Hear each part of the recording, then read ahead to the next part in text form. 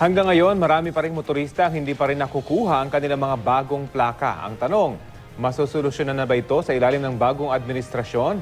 Balitang hatid ni Victoria Tulad. 5 buwan na mula na mag-apply sa Land Transportation Office o LTO si Jason Batalier para makuha ang bagong plaka ng kanyang sasakyan.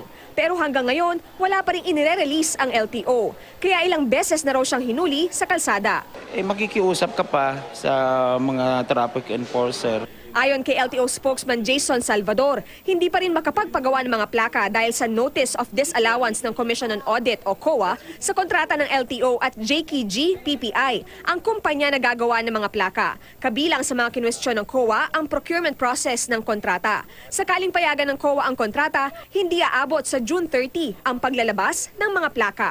If they come out with a decision before June 30, we still have to process everything else because the production stopped, the payment stopped. So it's not that easy to get it rolling once again. Hindi makapagbigay ng eksaktong bilang ng backlog ng plaka ang LTO. Pero ayon kay Salvador, nasa 30,000 kada buwan ang nag-a-apply ng bagong plaka. Nasa 800,000 naman kada buwan ang mga nagpaparenew. Kaya mabilis daw naubos noong Mayo ang 300,000 na mga plaka na itinurn over ng Bureau of Customs sa LTO. Ito yung mga plakang ilang buwang natenga sa pier.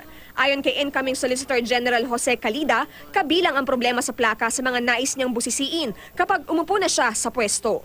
Bayad na tayo ng plates, bakit hindi nila may bigay yung plates sa atin?